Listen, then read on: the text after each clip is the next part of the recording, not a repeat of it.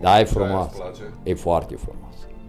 Duceam lăzile cu trenul și după aia le dă drum în gară.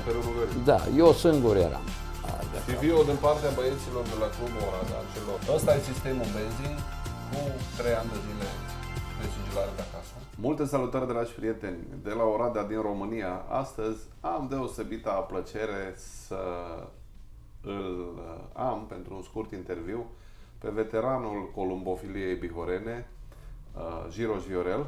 Viorel, pentru că eu îmi permis să-i spun Viorel, dânsului domnul Viorel, ca să ne înțelegem la vârsta dânsului, dar noi avem un alt tip de relație. Viorelul se lasă să prezinte singur vârsta lui și de când zboară porumbeii. Vio, da. Ca așa nu greșezi, eu știam că ai vreo 52, dar da. Am greșit cu 2. 73. 73, da, aproape am fost. Am 73 de ani, din ora și ziua și tot. Nu, de când zbor porumbeii? De la 15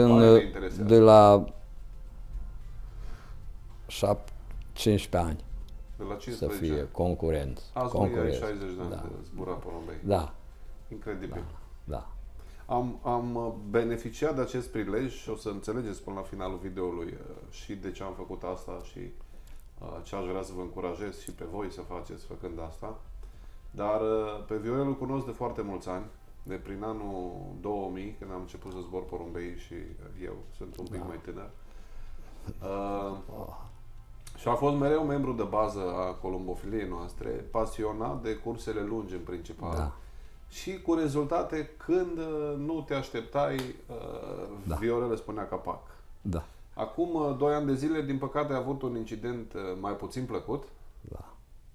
Un AVC-ul, nu greșesc, da? Da. Un AVC-ul, un atac cerebral, asta înseamnă AVC-ul, da? Da. Care l-a trimis de urgență la spital. Am fost terminat. L-a pus la pat, l-a semi-paralizat și m-a sunat soția lui Viorel, de lângă el după patul de spital. Nu se mai putea exprima bine, dar avusese niște bani, vânduse niște porumbei și încerca să ne explice unde sunt. Și atunci am zis, băi, lasă-mă cu prostiile astea că trebuie să zburăm porumbei, hai de acolo repede. Și nu știu dacă te-o încurajat sau nu, dar e bine acum, ne pregătim de campionatul de fotbal, cam asta e ideea. Da. Te-ai emoționat. Fără mine, cu fotbalul. Păi de ce? Că te miști născut. Încă nu-i bine piciorul. Păi încă, dar până la vară, când începe meciurile oficiale, eu cred că... Da, mai glumim că ne permitem, dar după toate astea, mi-aduc aminte că vorbeam la telefon cu Viorel și îmi zicea, băi, atâta vreau să mai zbor porumbei odată. Ții minte? Să ajung să mai zbor porumbei odată. E asta e pasiunea și asta e ce ne mână pe noi. Aia sunt la ea până în lume. Cât trăiesc eu. Vio, spune-ne un pic, acum 60 de ani, cu ce porumbei zburai? Care au fost... Ce se făcea atunci? Așa pe scurt. Aveam porumbei, cum prindeam eu porumbei poștă, ăla îi împereteam împreună din dragoste și care puii erau buni, veneau acasă, de la drumuri de până la 300 de kilometri. Cam atât să zbura atunci? Nu, îi făceam eu. Da. Și atunci de acolo țineam din porumbei ăia, țineam pui pentru anul viitor. Stai un pic, cum adică îi împerecai din dragoste? Cum e asta? Cum vreau ei. Că postă erau toți la liber. Erau porumbei de-ai mei care știam eu că ăștia mai fac treabă sau ceva. Atunci, și de unde îi prindeai? De unde... Mai cumpăram de cole. Mai cumpăram. Dar de unde? Erau columbofili în jur? Nu. Cumpăram, prindeam ce îi pierdeau oamenii. Nu mai mereau acasă. Aha, erau concursuri și atunci. Concursuri, sigur. Da. Erau concursuri și atunci 2, 3, 4, 5 bucăți îi prindeam și nu-i prindeam. Stăteau, se învățau la mine, că le plăceau cum aveam ăsta. Și atunci eu de acolo țineam pui. Bine, și duceai cu asociația la 2-300 sau duceai tu? N-am înțeles exact. Nu, că încă n-am pornit cu concursurile pe vreme. Numai la vreo 17 ani. Am înțeles. Atunci am început eu cu ăsta. Că n-am avut bani nici pentru ceas. Nu, era sărăcie mare din cauza că eu nu lucram, mama nu lucra, fratele meu avea a lui, taică meu era milițian, așa se spunea, polițai pe vremea aia și el ținea casa cu toate cele. Și nu aveam bani pentru aceste plăceri ale mele. Am înțeles. Și atunci ce puteam eu făceam ăsta și țineam pentru mine. Și după aia mi-am cumpărat ceas, primul ceas l-am avut din ăla mic așa, nu știu cum îi zicea. L-am avut și după aia am avut ceas din ăsta la altul. STB-ul. Tot din ăla cu alea, dar cu 24 de ori. Ducei mai tineri la începuturi se zbura cu ceasuri mecanice? Mecanice, da. Chiar am câteva aici. Da. Așa, Da, cu cleme cu platbandă, cred că pe vremea aia încă. Da.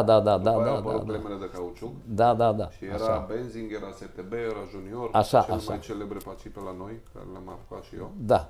Probabil că mai erau și alte mărci, că la mine pe Dula mai sunt câteva mărci belgiene, unele de peste 100 de ani. Da, văd că... Dar cum duceați porumbeii pe vremea aia? Când ai început să concurezi, cum se transporta? Am avut președintele pe Miloșan. Miloșan a fost mai târziu, dar mai târziu. 17-18 ani. Da, cu lăzile. În lăz îi ducea. Și le dea drumul din lăz. Da. Și cu ce cărau lăzile? Cu mașină și cu mașină, cu rulotă.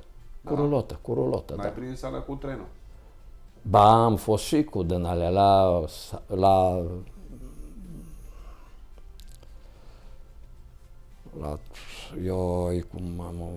am fost și eu delegat cu ea ca prunc, cu trenul, am fost la Brașov, am fost la... Și cum se întâmplă? Duceam lăzile cu mașina, cu trenul și în gară îi puneam, și după aia le deam drumul din gară. Da, eu singur eram. Păi și cum le jos?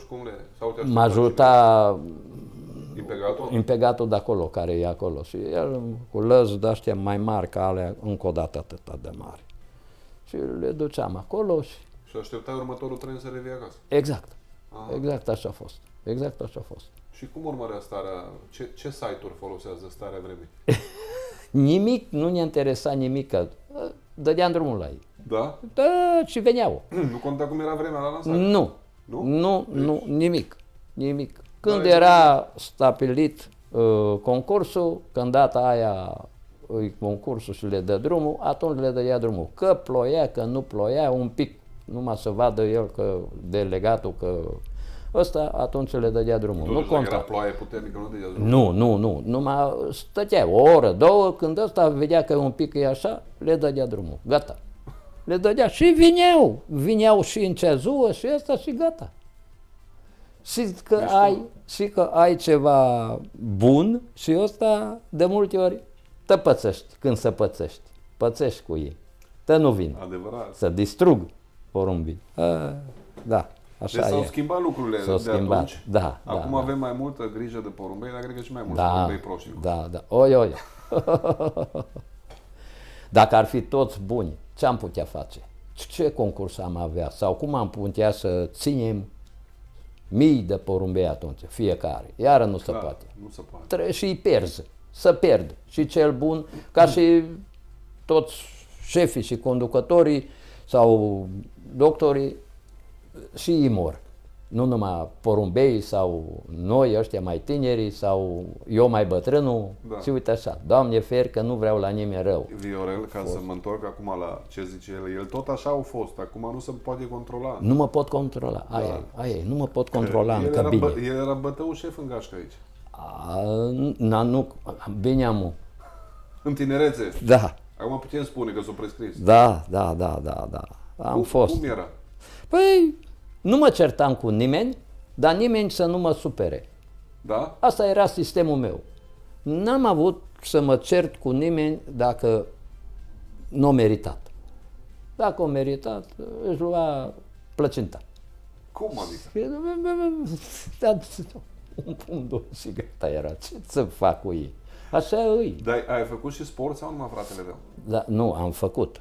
Am făcut box, Box. da, la ACTB, în Oradea. Și am avut cel mai bun prieten, e în București acum, pe Hoduț Cornel, din Oradea, care a fost mare boxior. Și acum e tot de vârsta mea, de 73 de ani, de același vârstă suntem și la aceeași școală, în Ioșia, am ăsta. Și el a fost o bătut și pe frații aia doi din București, pe unul din ei. Unul a murit după aia că l-a omorât ăia de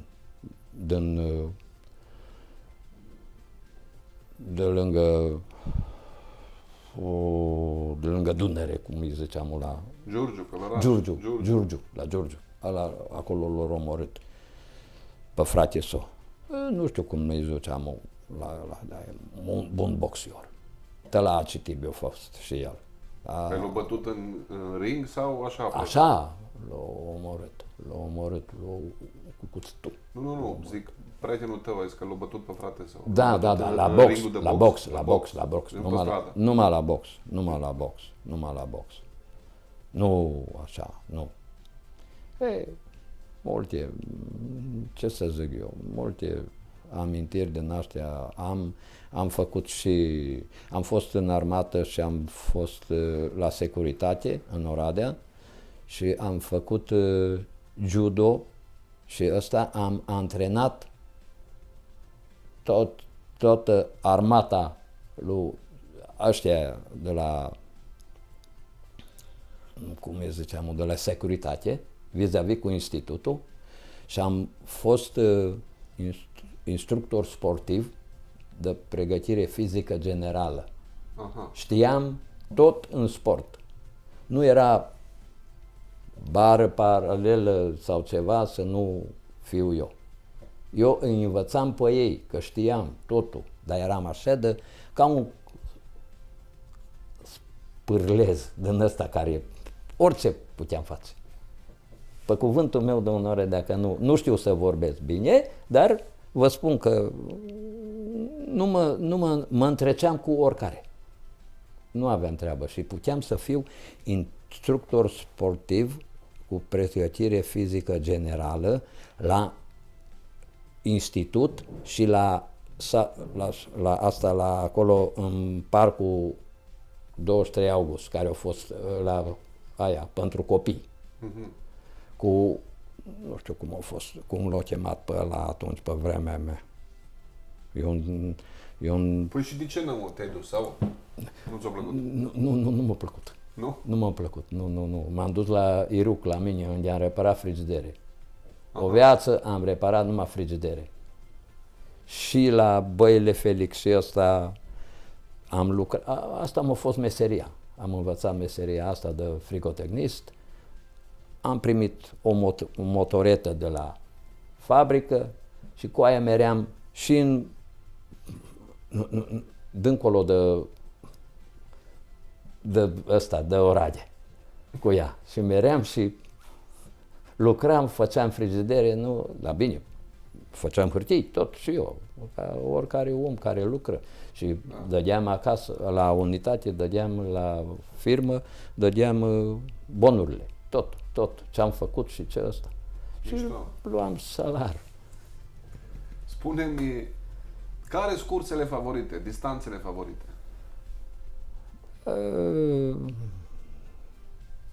Mie îmi plac alea de fond și maraton. Asta este. Și cel mai mult îmi place când e Berlinul. La Berlin, ca și cum am fost atunci când am băgat femela aia care o am și acum acasă, care are 2 maratoane făcute, Berlinul cel mai mult și mai era la maratonul ăla care l-am făcut și l-am clasat bine și am avut 10 puncte din 2 maratoane. Stendhal și încă unul. Numai la Berlin, nu a venit numai după 6 luni, acasă femeia. Și acum o am. Și acum o am și puii de acolo îmi merge. Dar auzi, Viu, întotdeauna ți-au plăcut distanțele astea sau au avut și în trecut când îți plăceau și scurtele și... Alea le făceam, dar alea erau pentru mine ca și un antrenament, că știam că nu pot să mă concurez cu oamenii care sunt mult, mult mai buni ca mine. Și are porumbei. Da. Deci și înainte și acum. Erau porumbei și atunci cumpărați și ăsta, cumpărau din Ungaria, cei mai mulți cumpărau.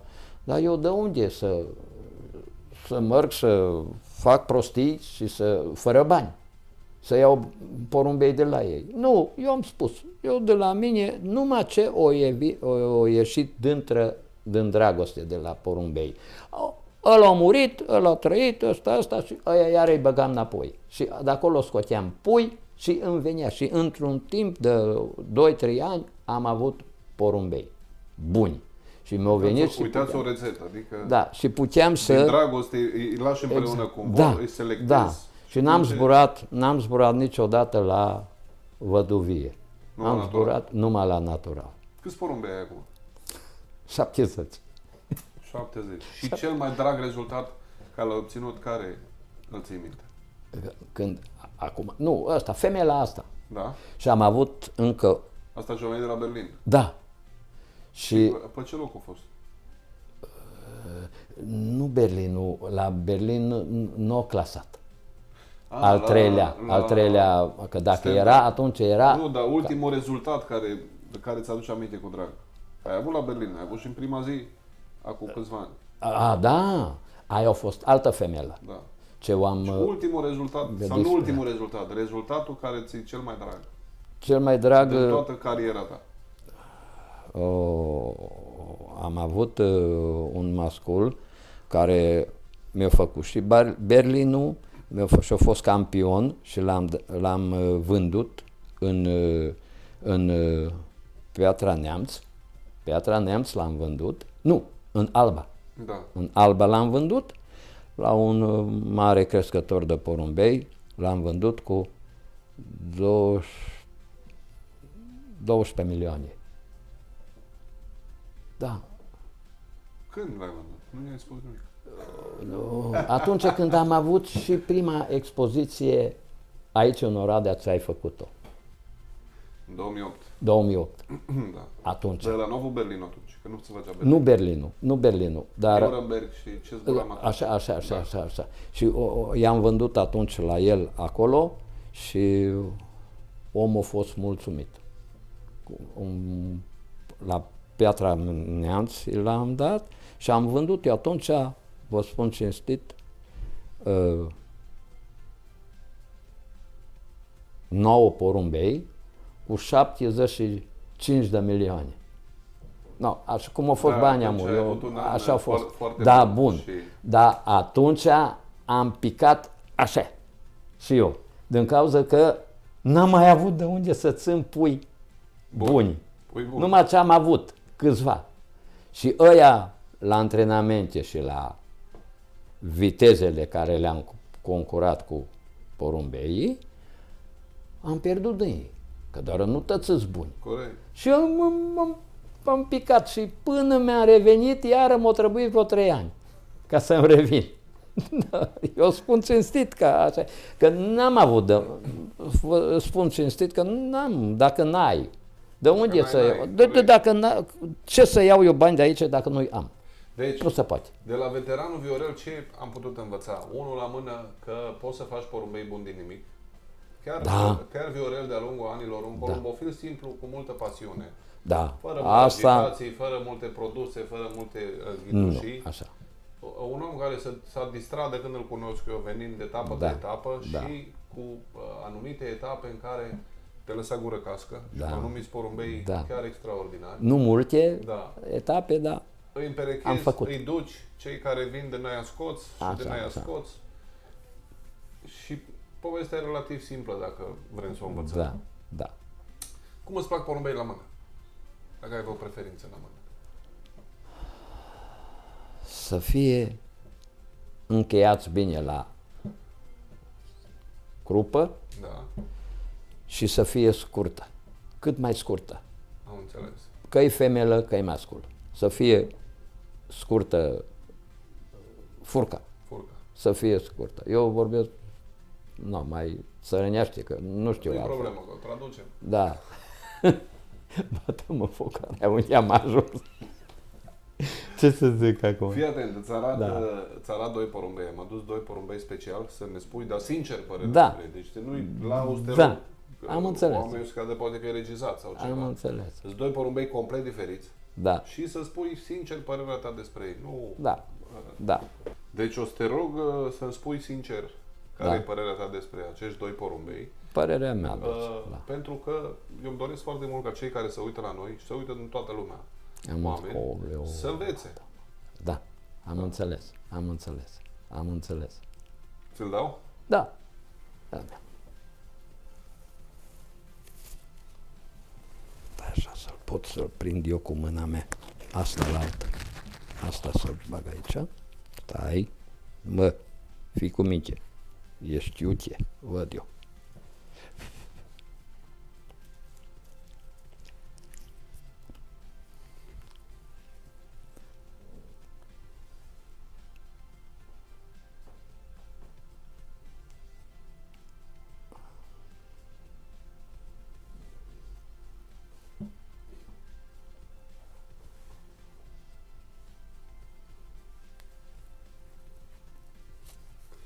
Îl lăsăm pe Viorel să studieze porumbelul. Ținem și camerele pe el să vedem la ce se uită. Să învățăm cu toții din treaba asta. După aia întrebăm la ce s-a uitat, știi cum e. Dar chiar nu i-am arătat porumbei înainte, nu e nicio regie, pur și simplu sunt curios de părerea lui. În primul rând pentru că fiecare putem avea păreri diferite despre un anumit porumbel, dar e important să vezi, pentru că totuși în 60 de ani unui columbofil îi trec mulți porumbei prin mână. Și buni, și mai puțin buni, și foarte mult slabi.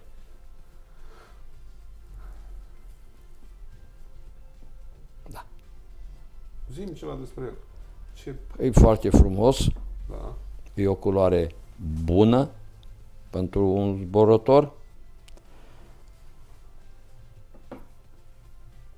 Are un ochi curat, foarte bun. Da. Are astea furcele bine încheiate și puternice, tari.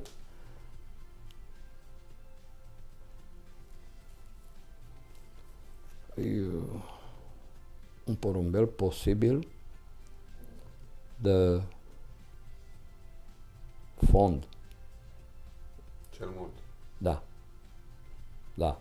Da. E bun. E foarte bun. Și eu cred, viteză de mifon. Da, Fond așa, cel mult. așa. Cred cam ca clampău. Așa. Cam mare, adică. Da. Nu e o problemă, dar e frumos. Ăștia porumbei îți pântu așa ceva. Ăștia, când vin ăștia, am ei atunci îs la lansare. N-am făcut nimic cu el, îmi place, e frumos, n-am spus. Bun, o să-l dau și pe cel de-al doilea. Am ales din crescătorie doi porumbei complet diferiți. Unul față de celălalt. Da. Ca să vedem opinia lui Viorel despre... Ah. Ia.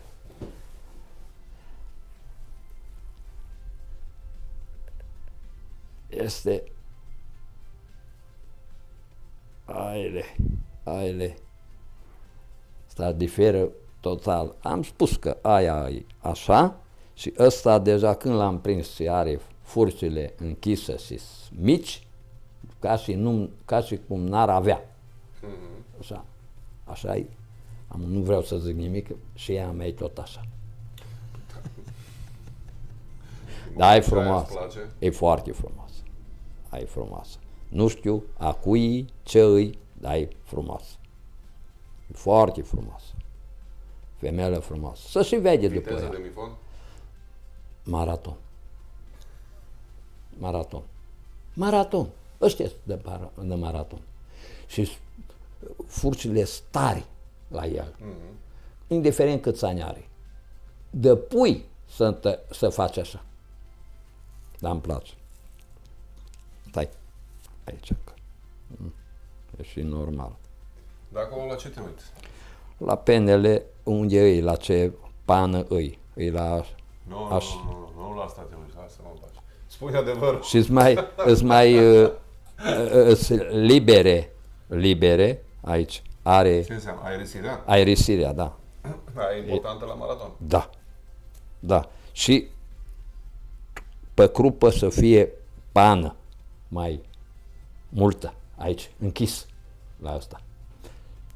Deci nu că îi pe o pană, Da. coada, aici, asta, să fie mult aici. Spatele să fie Acoperit, puternic și acoperit bine, da, da. Asta, de-aia asta e o porumbiță jos cu poroile. Nu știu cui, ce cum îi, nu știu. Dar Spune-o cum, asta e la Gherta, e femeia care a venit la noi a doua la Stendhal în prima zi în 2021. Doamne Am avut ajută, locul 1 și 2. Doamne ajută să mai ai, dacă o bagi, dacă nu o ții la prăsilă. Nu, e la Prăsilă. Ai am înțeles, E nu, asta mama vezi? femelei care a fost anul trecut locul 1 la Dresda. Ala da, ala da, super. Am avut de No, mână. vezi, Zburat. n-am știut, numai Nu, ți-am pe- spus. Pe cuvânt că n-a fost o chestiune discutată înainte să Da, ți arat și da, așa mai departe. e bine. Dar m-am gândit că dacă tot facem video înăuntru, că n-am vrut să stăm în crescătorie, Ai, am zis să extraordinar. prezentăm și niște porumbei, să-i cerem opinia lui Viorel despre ei. Ai, extraordinar. E cald sărac. Da. vede. Ce stres. Da, Și cum puteam face asta mai bine decât aducând doi porumbei complet diferiți? diferit. Clamorul Aia am ăsta spus. care mie nu prea place, îți spun sincer. Eu am vrut să zic că nu-i de la Bondar. Ala. Că el are de aici, no. Are de Am viteză văzut de la Bondar, el, am adică. umblat. Da, din noi. Păi eu știu că, spun cinstit, și anul trecut și anul ăsta, el când avea 30-40, eu aveam 1. Sau poate niciunul. Da. Și Ghița lui Blaga te zicea că când am concurat cu ei anul trecut. Zilor, noi suntem fuci, că suntem cu 1 sau maxim 2. Și Bondar avea cât 40, 30, 40 sau... Da, băi, are porumbei de așa ceva și antrenamente și pregătire. Și tu Ăsta ai că avut. vorbim Și de- tu ai avut. Ăsta că vorbim de el, l-am adus anul trecut de la Eric Vermander, din Belgia, dar e un mix între Eric Vermander și Jostone, între cucii lui Jostone, care sunt păsări de cam 100, 500, 100, 600. Cred că de-aia l-a dat așa masiv. Nici mie nu-mi place. spun sincer. Da, dar... Dar am vrut să-l dau afară, Da? îmi schimbam un pui din el foarte fain. Da? Care nu dat așa. Îi mai Am făcut ascult? cu femele Mai mică. ascult? Da. Așa, da. Numai trebuie... Eu nu consider că eu sunt mare specialist. Numai știu că un porumbel de viteză și demifond îl împerechez cu o porumbiță de fond sau maraton, nu o să-ți fiasă pui buni. Aici avem diferite teorii.